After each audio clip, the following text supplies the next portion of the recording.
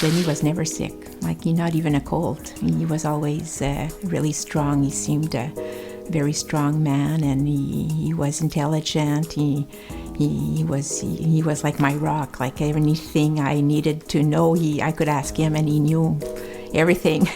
But then when he got depressed, I realized that he was human. I've suffered through depression myself 3 times. The first time, it was a month, you don't know the cause. I mean, that's the mystery about depression. You just don't know, right? It's kind of like you're not sleeping, you're not eating, you lose interest in things, you're crying, you're losing weight for no known reason. So that time just took a month off, seemed to kind of pass.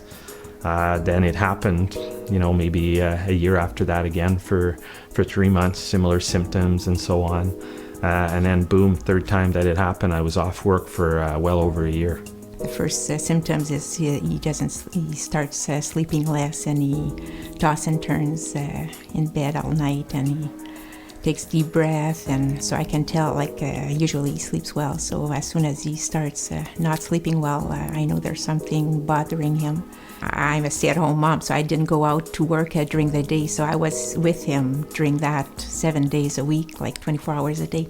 So I had knots in my stomach like him. I got anxious, nervous.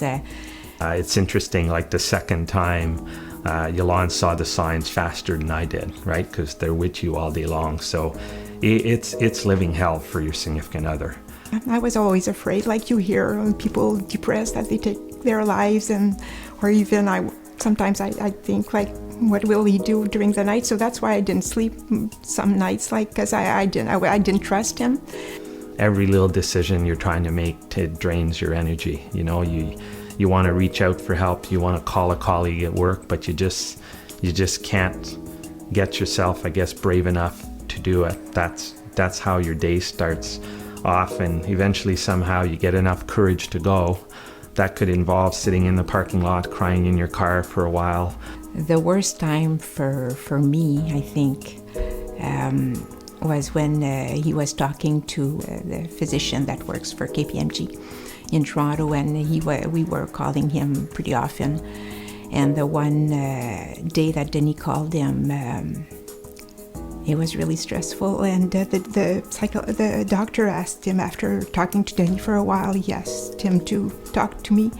So when I got on the phone, he just explained to me, he asked me if I knew where the Royal Ottawa was and how to get there, because he said Denis is pretty low, and if you ever feel that you need to bring him there day or night, do it. The turning point is when you seriously reach out for help. A lot of the stress around living through depression is, will I be able to do my work again? The load that you take off yourself when you make that phone call is incredible. To an employee, I would say, get help. Don't be ashamed. The self-stigma is self-imposed in a lot of respects, so reach out, and the sooner you reach for help, the sooner your recovery is going to start taking place, and the sooner you're going to bounce back. And the good news is there is a cure.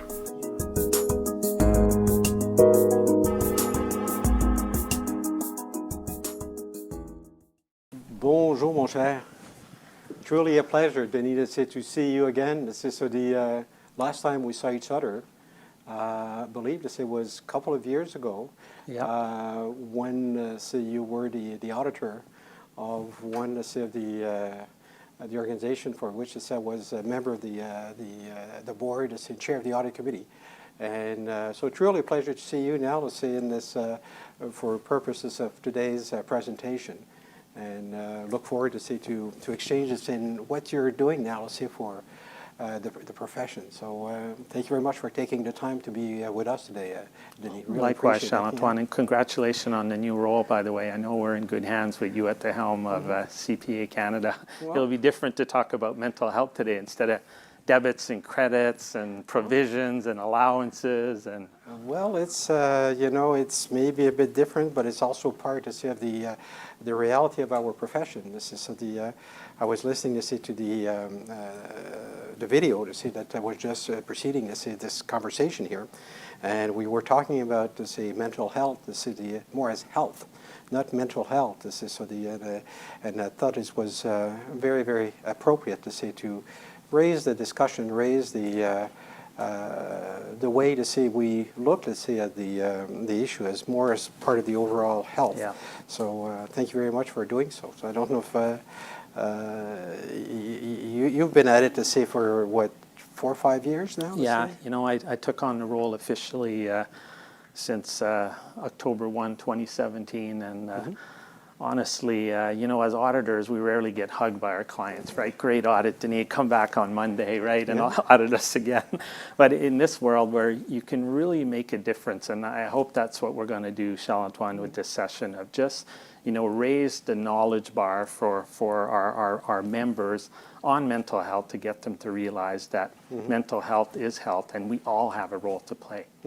Yeah, so I remember the first time I heard you were going to do this role, it was again at the audit committee, and one of our colleagues, Andrew Newman, was talking about you, how excited you were to do the role, but also how committed your firm was to raise the bar on that issue. I still remember the people around the table, the audit committee. They were all very impressed by what your firm was doing, but also with the courage that you were showing to take this on and helping maybe shape a different culture, a different perspective, a different way of looking at it, and help our friends and colleagues in the profession and their family, their family members. Absolutely. As we said, when a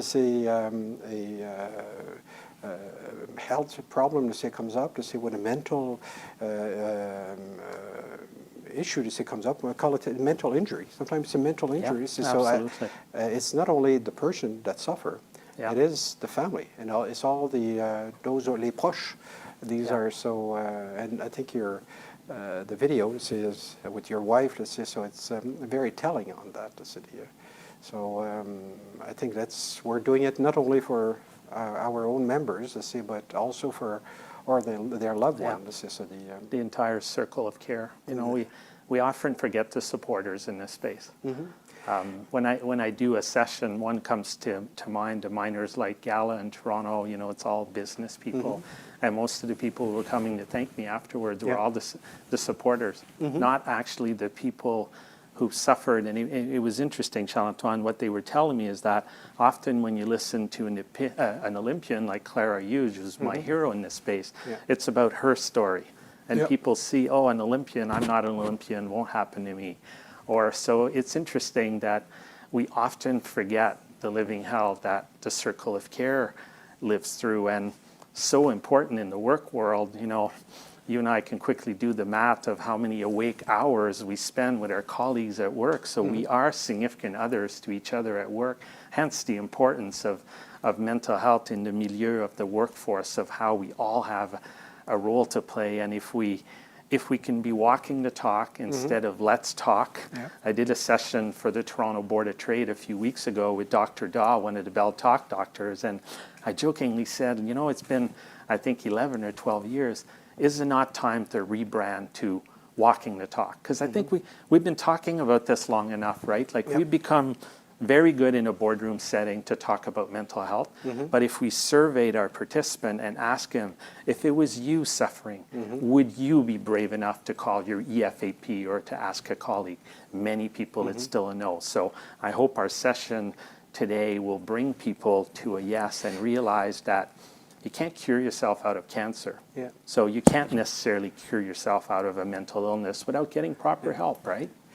It was quite interesting, again, going back to the video, that how your own journey, you had to go through first time, second time, and then third time to see how it happened. And it took you almost by surprise the first time it happened to you. and then you recovered to say, but you didn't seek help at the time. No. So you're going to tough it out. This is the second time a year later. Yep. Came back, and then was a bit more severe at that time. This is and okay, you recovered to say and so on to say, but it was not dealt with. This is so, and then the big event came to say a year later, and then it was. How do you? How can we help, let's say, our colleagues, our friends, our young people, so to, you know, the first time it happened to you, to say, don't downplay it. Yeah. There might be something bigger than what you think there. So it's like, let's say you're going for blood tests. As if you don't, we all go for our annual exams, and we do all the blood work, the urine work, and so on. So because and sometimes there's something that doesn't work, and then we look into it right away. When it comes to mental health, people say it's still reluctant. How can we help trigger that point to say that okay, I've got to pay attention to it? Yeah, you know, Antoine, that's the $1 million question, because if we could all accept and be standing like this, talking about mental health and not being afraid to say, I'm seeing a counselor or I'm seeking help, I don't think we'd be having this session today. My lived experience I see develop weekly, you know, and we'll get into COVID later in that impact, but my role is easy to play because when somebody reaches out in a crisis mode, I've been there, I've seen it, so I know the steps and what to do. I think the day that individually we all accept that mental health is health, right? It's like physical health. I always said that I wish I would have had a ski injury, because a ski injury is easy. It's visible. You see it. You'd come and visit me, bring me a couple of magazines and say, Denis, that was one great fall you had. Look at you. And when does your physio start? You know what to say, language and so on. But when it's with mental health, you know, and that's a pointers on itself. When somebody is off for mental health reasons, it becomes even lonelier, right? Because you might be thinking about me, I should reach out to Denis, but you don't, you get busy, or you may not be comfortable with the language and so on, right? So I think raising our personal knowledge around this, like education to me is number one in this space, right? The best example is parents. Like this is so generational, Charles-Antoine. It's when I do a session, the 20, the 30, you know, those band, high five, Denis, that was great. My mom, my sister, this medication. Why? Well, they've had Safe Talk in high school. They know about Big White Wall. They know about mental health apps, right? The 30 to 40, they go, Denis, could I see you in private? And they make sure nobody's snooping, and they're talking to me about themselves. The 40 plus come in and talk to me about a friend, right? So it's not because the 40 plus are bad people. We grew up in an era where we didn't have training around this, right? So I'm convinced that as we move these younger generations, especially in accounting firms where they're hiring a lot of young talents, with time, it will become natural. But for now, I think the more that people could accept that mental health is health and you have to do something about it, right? Our firm doctor had a good quote. He said, it's like a hot water tank. Because how many people shop for a hot water tank until it has a mess on the floor or you're taking a cold shower, right? But it's the reality of doing something about it, preventive. And COVID now has opened a whole new book for that, right? Yeah. This is maybe something I wanted to maybe follow up on. The city, we're living this in a very challenging time at the moment. The city was having that discussion this morning, say, with colleagues. The city, we're doing some projects. I say, and it's stressful, really, really stressful. I say for our people, I say to deal, I say, with complex issues, and then you've got the COVID, I say, on top of it. That does not enable you to say to have to say the network that you know that you normally have. To say a lot of people working by themselves. To say in front of a PC. To say, and we're doing Zoom time, Teams. To say and everything. To say so, and it's back to back. To say so and I think to say I'm lucky. I'm really lucky. We're all zoomed out. Yeah, we're zoomed out. But I'm lucky where I'm in my life to say all my kids are growing up and everything. But I think to say I go back to say when I was in 30 and 40, you see, with kids and everything. This is so. I can just imagine to say the challenge to say that our young people say are going through at the moment, and many of them are suffering in silence. This is and it's. That is a particular concern, to say, to me as a leader, as a person, as a parent. This is that, let's say, many of our young people, let's say, are maybe experiencing something that we never had to live. The only time we saw that, let's say, was in a movie, and it wasn't. Now it's real. So I don't know if any word of advice, wisdom that you could share, how to deal with this particular circumstances, which would make it even tougher for our people. You know, it's the prime example of the importance that if we had cared for our mental health before COVID hit, perhaps we would have a little more resilience, or we would have individual coping skills versus now, you read a lot of articles that there's a tsunami around mental health. I see that because, the demand on our providers and some of them not having the capacity or the ability to respond if you didn't have a previous relationships and so on. So, COVID to me is a white page of. My daughter works in research at the aquarium in Vancouver, and she says, Dad, like COVID is like a cleansing for the planet in her world of animals. In our world too, as human beings, it's a cleansing in the sense that I got interviewed for some media in Quebec last week, and they asked me the positive that I saw in COVID. And some of the positive is that you hear of a lot of families saying, my kids don't need to be in 3 competitive sports. One is enough, right? Like the being taxi parents, why is that? So reprioritizing right down to financial needs and so on, and size of vehicles and so on. So there's a lot of factors, I think, that have, in COVID, that have forced people to slow down and look at things differently.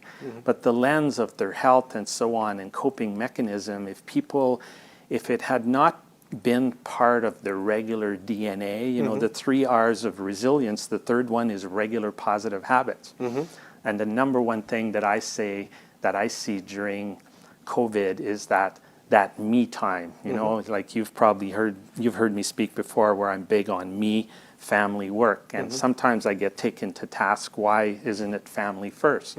Well, you've just seen my video. If you're not well, you're a liability to your family, absolutely, right? So the me time in COVID is the number one thing that I'm seeing people. We only have so much resilience, right? Like by nature and our members, we handle a lot of stress, right? Our coping stress level is fairly high, but we've never been testing this way either, right? With children at home and working remote, and so it's a potpourri that it's not because.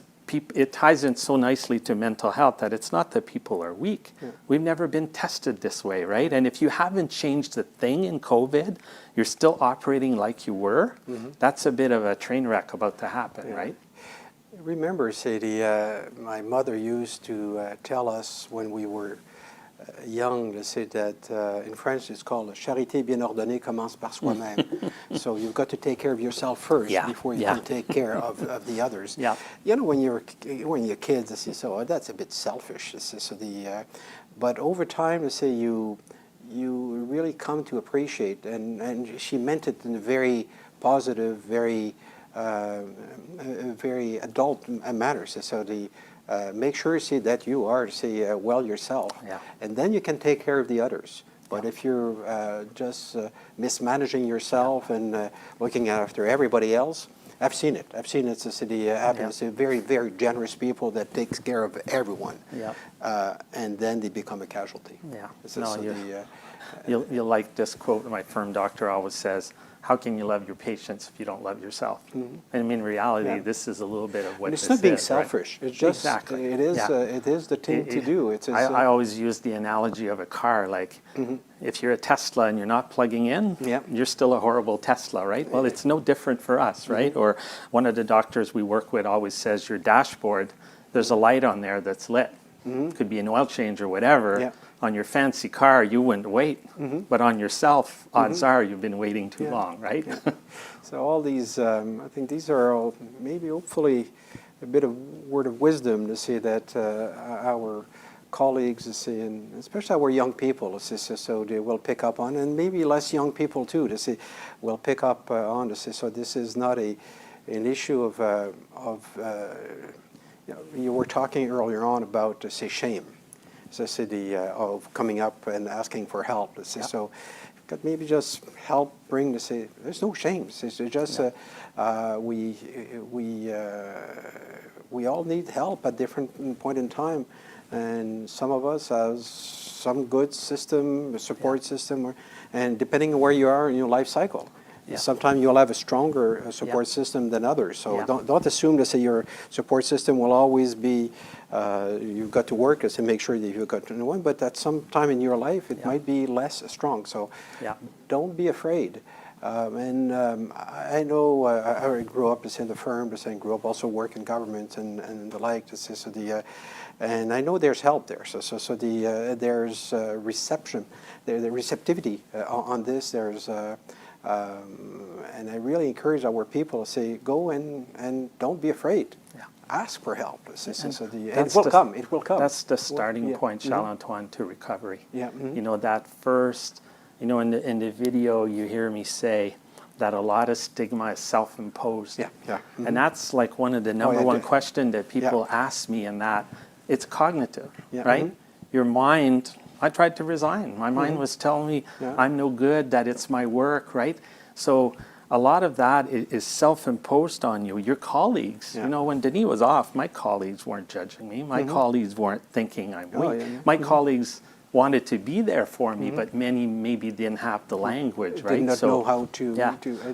When I support people sometimes, you don't say, well, what are my colleagues going to say? Often I say simple things like, your colleagues are not going to judge you, but if they were to judge you, that's probably not where you want to be spending your entire career anyway. And it's not like that, right? It is very humbling to ask for help or to be in the circle of care of someone, because it's so personal, right? You come to me for mental health support. It's quite humbling for me to be able, right? And the role you play is a non-judgmental listening role. You're not giving advice, because we're not doctors, right? That's a caveat that I have to say here. We're not medical. We're sharing lived experiences and what we see in corporate Canada and bring them to resources. And there are so many resources out there. Part of the challenge is that people and organizations have never invested much time in this space to be knowledgeable about the resources, and we can get into some of the resources today too. Because I do remember a good friend of mine, in the firm, first class gentleman, really first class. This guy was working hard, was working way too hard, and he ground himself to the ground. He put himself down, completely off the city, but the care that he received around the city, but he was brave enough. Raised the city and he returned to his career, managing partner, executive partner, all these things. So it's not the end of the life. It's a period. It's like you're broken. It's got to take some time to recover. Talking about resource where people can get help. So sometimes we're talking about all these big programs and everything, but you know, this is not a program. You got it. This is a way of. It's a culture. It's an attitude. DNA, Can you maybe help us a bit on that? So just to help our. That's the approach. You've nailed it, Charles-Antoine. I mean, the number one. A lot of my role is external as well. So you know, in the fall pre-COVID, I was touring through interior BC and just doing, you know, often with a panel, somebody from the hospital, somebody from owner-managed businesses, and so on, and asking questions and so on. And you know, a lot of time, knowing where the resources are is to be able to instill change in an organization. And one of the questions I get, well, Denis, what did KPMG buy? Like, what? Tell us, who's your provider? We didn't buy anything. I've been at this for 3 years now. I've yet to find a program. Yes, you know, you and I can Google many things. We can go to the Royal site, CAMAGE, and there's a roadmap. But mental health is like you said, it's culture, right? And what I see is that a lot of our organizations, it's typical, right? Like even thinking Big Four accounting firms, a lot of times we won't want to implement something until we have the perfect thing, right? And we do diligence that. It's not like that for mental health. Like it's the small steps, and it's doing things and growing from there. It can be as simple as Mental Health Week, World Mental Health Day, having things internally, and growing from there. You know, having employee resource groups where employees meet once a month, now virtually, to talk about mental health matters, and really listening to the team and understanding what the needs are and so on, and then formalizing that. But making mental health as, you know, a basic fundamental thing that within the organizations you're not afraid to talk about. There's maybe also, I was talking about culture and attitude. So and people say that will see this video will probably smile when I'm talking about it because they've seen me doing this with many of our colleagues, young and less young. So you know, it's very important to take the pulse of the organization, the team you're working on. Say you know, sometimes the stress level that goes. So but the ability to say to recognize how to manage stress and bring it down a notch. You know, if you're always working at you know, sure. So if you're doing brain surgery, I probably would like you to be extremely focused on it. If you're dealing, with atomic, you should probably be extremely focused on it. But for the vast majority of the work we do, there's a bit of margin here. So having managing, helping people to manage stress, sense of humor help. As part of the culture is and people they say well smile because very often you're going to see me doing this in meetings when everybody is starting to be too stressed. But it's I'm doing this a bit to have a bit of humor, but also to bring down. So in terms of bring down the city notch, we're not thinking straight here by being too stressed. But having this kind of it's training to help colleagues because they're all performing perfectly at a very high level. But when the stress becomes too high, it's self-perpetuates. So you know, it's interesting, Charles-Antoine, with stress. One of the things that I've learned now, going to all these mental health conferences and working with doctors, is that a lot of people kind of historically in the mental health space, they go stress equals mental health disorder. And that's totally wrong.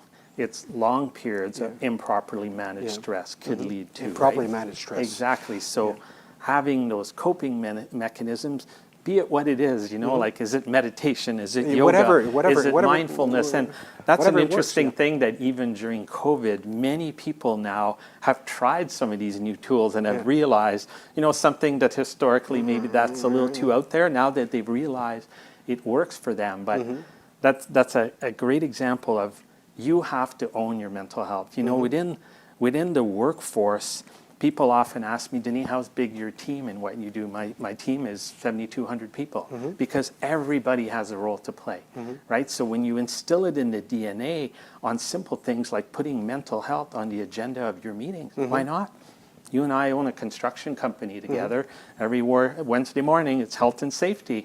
We're in a mind game as professionals, so why couldn't we be talking about the wellness of our team, right? And wellness is not, it's a bit of a broad term, right? It could be physical, it could be financial health, it could be physical health, right? So it's wellness in total is not just mental health, right? Absolutely.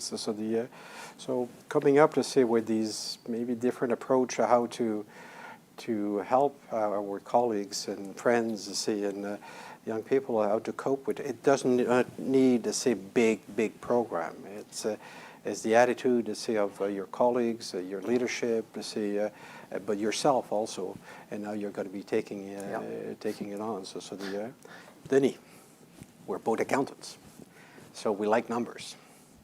So can you maybe share with our colleagues and our friends some of the statistics to say around the mental health issue, to say, so and what does it mean in the Canadian economy, to see, and the we're accountants, so we like to hear those things. So maybe just you were scaring me there. We said numbers. I don't have my phone. I don't have my calculator. How do you want me to do it? Okay, a calculator. You know, every session we go to, even during the Bell Let's Talk, what's the number one statistic we always hear? Yeah. 1 in 5 people will be impacted by mental health illnesses in their lifetime. If Clara was here, she always says it's at least 2 in 5. Because who do you know who has self-diagnosed of hitting a mental health challenge? The statistic I like is totally different than that, and everywhere I go and do a seminar, I always survey participant. I ask the question, who in this, and I'm asking this of our participant here, who has either been impacted directly or has supported somebody who has? The answer is always near 100%, right? Absolutely. So it goes to show the importance of this. So we know that this is something that at some point, if it's not us, we're going to be supporting somebody. Some interesting statistics is around medication. Guess what the number one medication that corporate Canada pays for? It's not the heart, it's mental health related, but yet we rarely talk about mental health, right? The one statistic, we hear all the ones about the cost to the economy, I can't remember the number, but it's billions, right? The one that really hits me, and I use a lot sometimes with groups where perhaps people are kind of going, you know, we have benefits and all of that. It's presenteeism. It's a factor of 7.5 times. And what that means is, as an example, if you have a colleague that have been suffering off work or not top of their game and they've been off for a month, upwards to 7.5 months they haven't been performing to the top of their capacities. So when you think of that cost, you know, with our teams and so on productivity, that is a staggering number, right? So that one seems to stick with people. And then we're accountants, return on investment. You know, Deloitte does a study every year, you know, quoting a study from a competitor here. They do great work with that study around the ROI of investing in mental health. And their study shows, and I believe it, that if you're about 10 years in, the ROI is about 4 for 1. And year 1, it's in excess of $1, year 3 and 4. So if you look, in our case, we're about 7 years in. So our ROI, if we buy in, is about $3 saved for every dollar we invest. So it's interesting that when you're investing in your people via benefit or different ways, you're getting it back, right? You're doing it for the right reason, but it's not a cost. And that is something that I remind HR teams out there, that this is not a cost, right? In this world right now where we're so short of resources all the time, you look at Quebec, there's 120,000 jobs that are unfilled. If organizations are not focused on mental health, attracting, retaining the best is going to become, and with COVID now, the expectation that organizations are taking care of the wellness of their teams is being enhanced in a big way as well. And when we also talk about how to create wealth in this country, you know, when we look at the demographics, the level of the participation rate of the Canadian in the workforce is a key determinant. So we can go and nudge a point or half a point by doing a better job on this to see we're all winning. So thank you for putting some context around the numbers, so that people understand this is just a nice idea. There's also an economic aspect to it. But first and foremost, it's a human thing. This is a human we've got to be focused. But you know, there's a payback to all this. Maybe a different topic. You've got a pretty interesting title, my friend. I never thought I'd be part of the C-suite. Yeah, well, you're Chief Mental Officer, for a mental health officer, for KPMG. Can you tell us a bit more about how this role came about and how you're exercising that role. The role came out of our Inclusion and Diversity Council. Okay. You know, looking at our goals and so on. You know, bigger organizations perhaps could have a group council, you know, of various backgrounds and representing, you know, various ethnic populations and so on. And internally, when we looked at our goals and our different pillars, one of the pillars of our strategy is around mental health. So I got involved with doing that when I was still a full service partner with KPMG dealing with our private company group. And then when I decided to take early retirement, the firm approached me and said, we're creating this role for you. We've got a role for you, my friend. Sitting on a plane, Charles-Antoine, I always tell people, they go, oh, that's a neat title. Wow, like they've seen a chief medical officer, but never a chief mental health officer.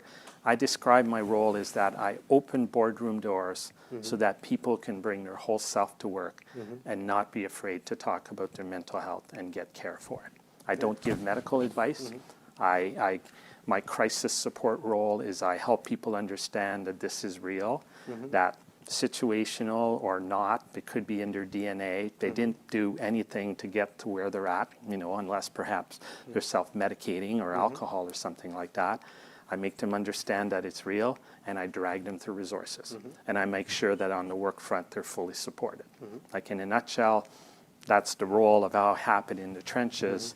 The role is everything that is mental health related. And, you know, I'm always careful to say this, that our firm and hopefully other organizations that are maybe carving this out or bringing more light on mental health, we didn't do this because we didn't have an amazing HR team. Let's be realistic, you know, people have amazing HR talent, but the portfolio, mental health is a small piece, right? Yeah, that's so when you have somebody whose lens is just mental health, where do you start? You look at benefits, you kind of go, wow, that amount's been the same for X years, and in Toronto, it's so much a session, that doesn't get you very far, right? So you improve benefits, then you look at training, then you look at support systems and so on. So I specifically only oversee mental health, nothing else. It's very thankful to say to your firm, to say to having shown the way, to take it seriously and also illustrate it, to say by naming you, to say in that role, to say putting you in that role and opening up to see not only the door within your own organization, but also helping many organizations to say that the CPA community is associated with. So thank you very much to say for doing to say what you do to say in that role.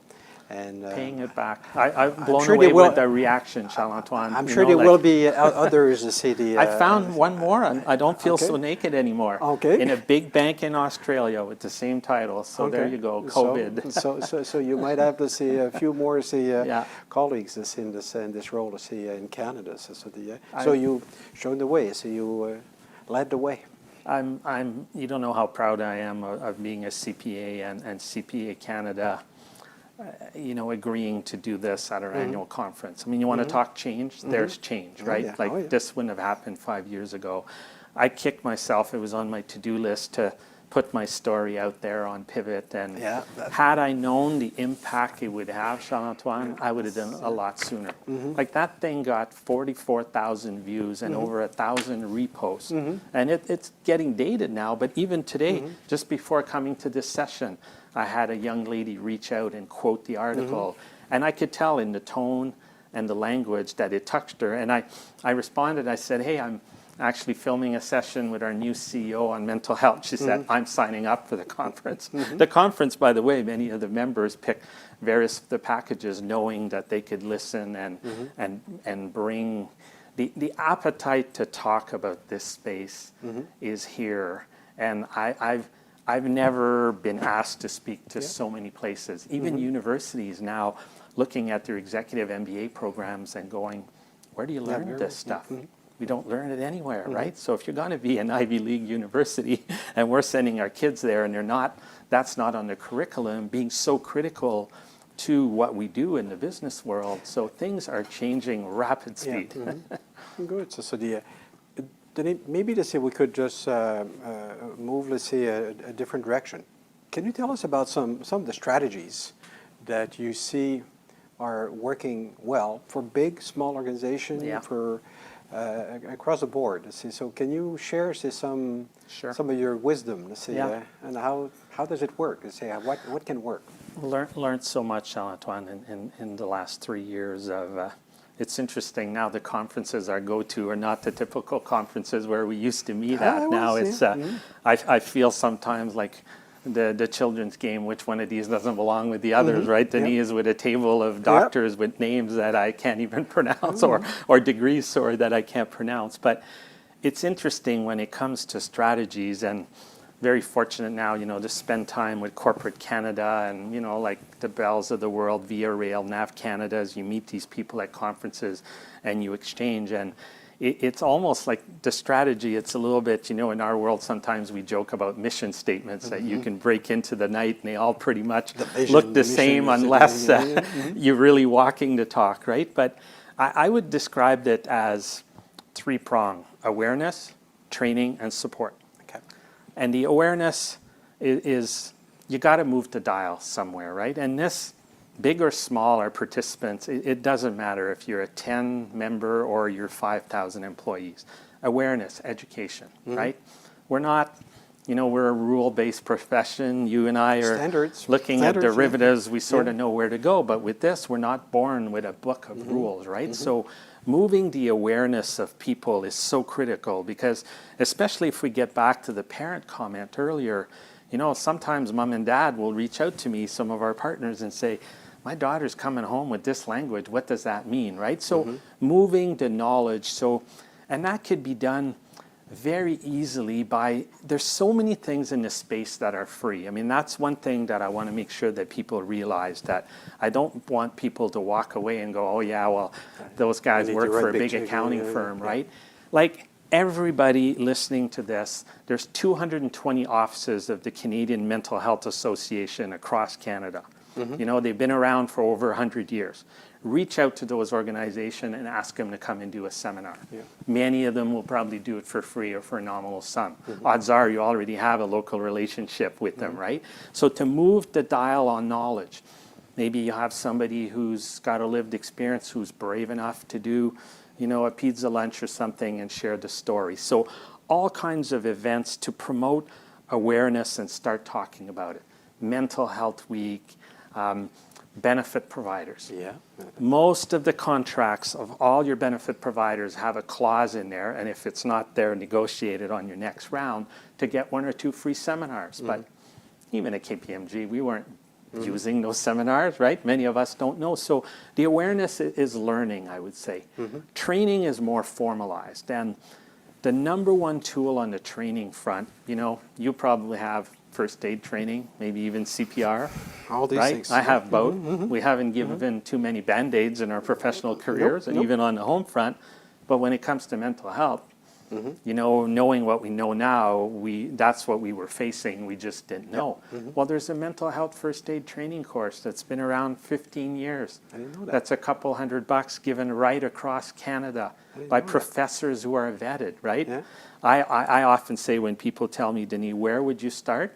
I would at least take my executives, my people leaders, my senior people, and instead of giving them a bonus, I would pay for that course or fund a part of it.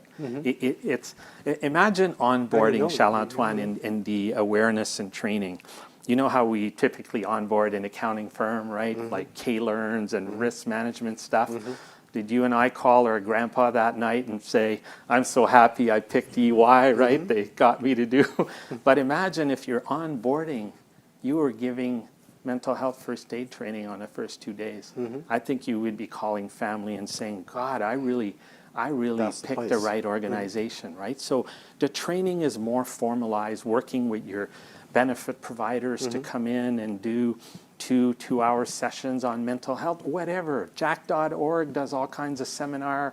It's having somebody who could find these things, right?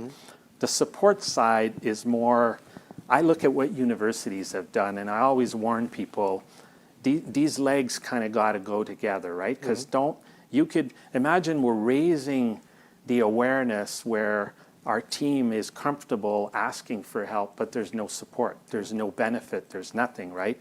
And if we look sometimes in universities, we've done a great job at getting our kids to ask for help, but universities sometimes had not thought through that we're not in a counseling business. Kids can't get help, right? So I always say on the support side, you got to make sure that your benefits are there, or maybe you have enough mental health first aid people trained so that they can help with language, so that people can interact and drag them to right resources, right? So heavy duty focus on awareness, and there's so many free things out there on the awareness side that people, you know, like the Royal Ottawa, CAMH, the big hospitals in the big centers, CMHA, training and then support. A lot of it is through your benefit providers.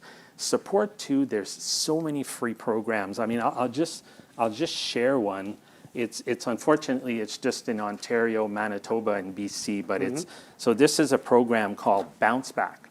Okay.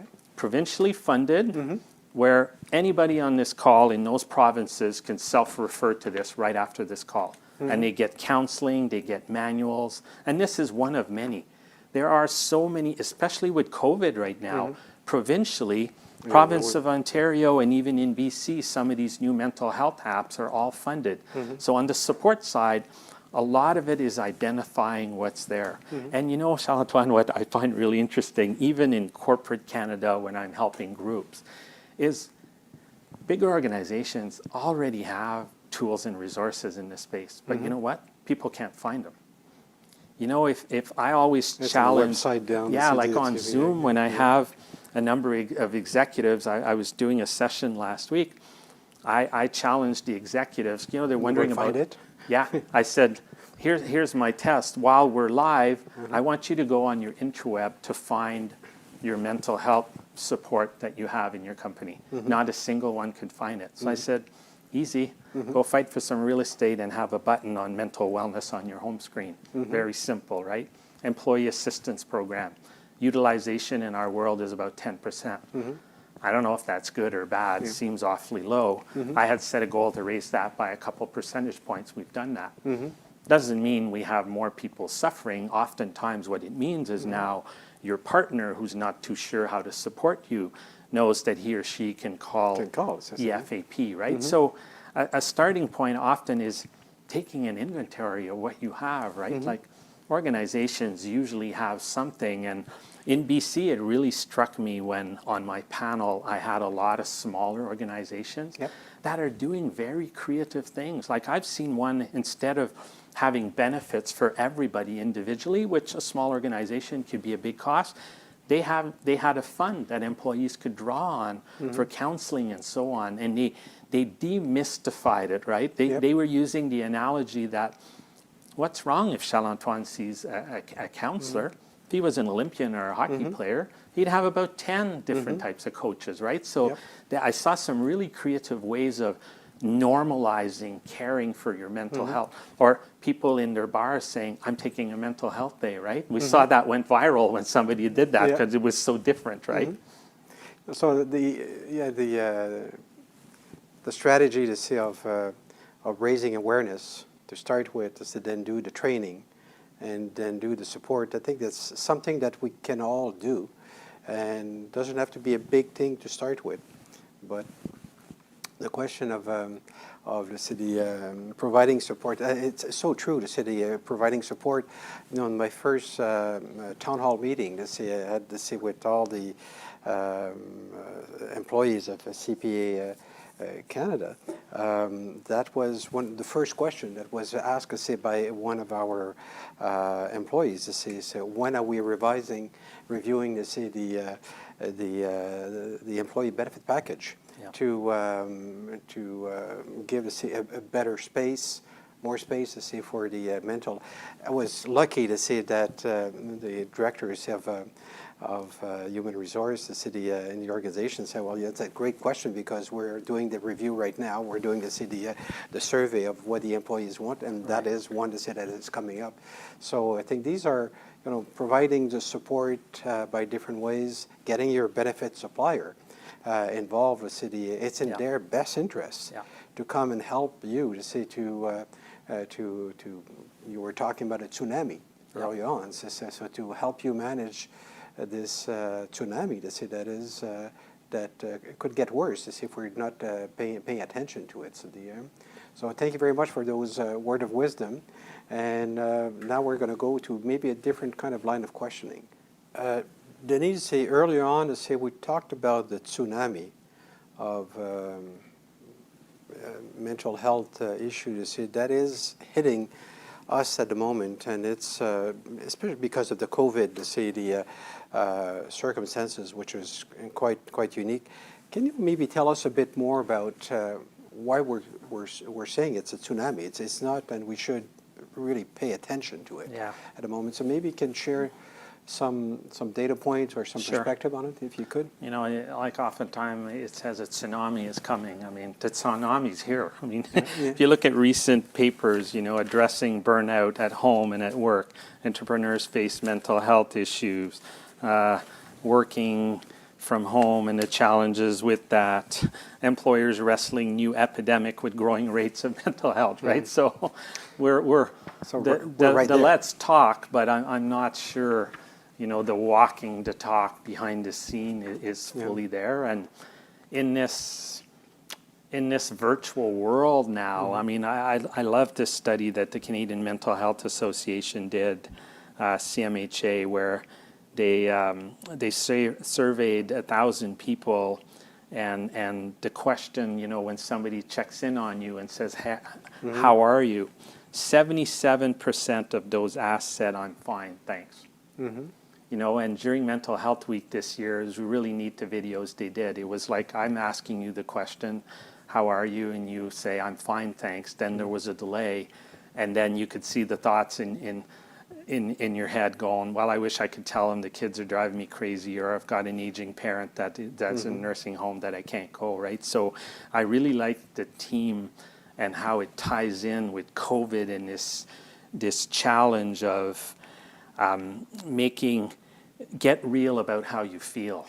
And that was the team for Mental Health Week, in the sense that when you are checking in with people, be it an aging parent or a colleague and so on, you know, think through a little bit that if I'm asking you, how are you, Charles-Antoine, you say, I'm fine, my next wording should be, oh, really? Wow, like, help me out. Like, I've got this and that. And right away, just by sharing something personal or showing a little bit of vulnerability, it's kind of like, wow, this person really cares about me, right? Because one big worry in this virtual world is that you and I know we have some people who are great people, right? Let's face it, they're usually the ones who take care of our recruiting and so on.